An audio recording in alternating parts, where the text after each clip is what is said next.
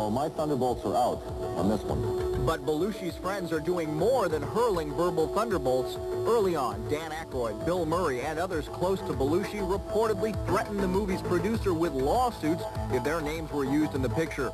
John's brother, James Belushi, allegedly stormed into the producer's office and trashed his desk in anger. And on the set of another Aykroyd film, an actor was apparently canned because he had had a part in Wired. As you might expect, all this is pretty heady stuff for newcomer Michael Chiklis, the actor given the job of bringing Belushi back. These guys have very personal feelings invested here, and it's not for me or anyone else to question their feelings. You know what I mean? Their feelings are their own, and they have every right to them. And I'm not apologizing for what I did at all. Don't get me wrong. I believe in what we did, and I loved playing John. But Chiklis may be underestimating the forces against Wired.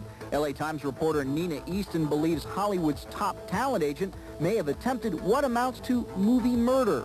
The most powerful talent agent and agency in town, that's Mike Ovitz and Creative Artists Agency, and his clients, including Jim Belushi and Dan Aykroyd and other Belushi friends, didn't want the film made.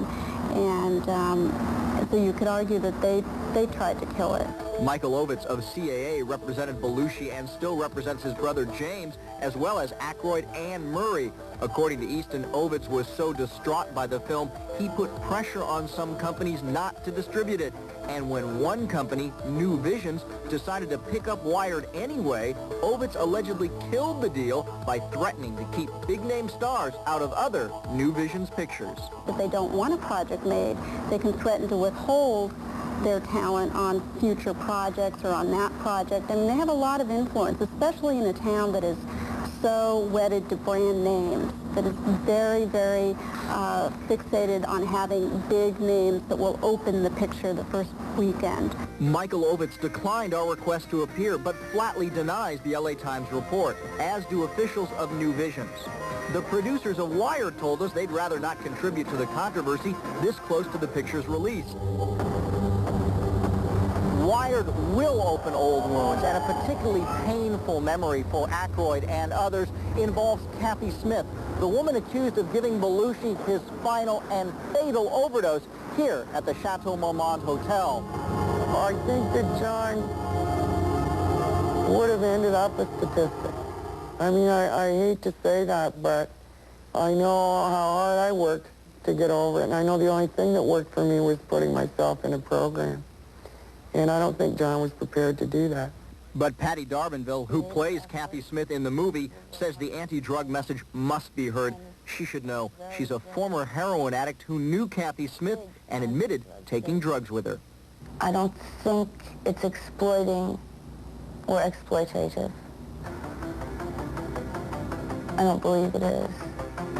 According to Nina Easton, Belushi's friends believe the book pointed an accusing finger at them for not preventing John's overdose, and they're afraid the movie will take the same accusing tone.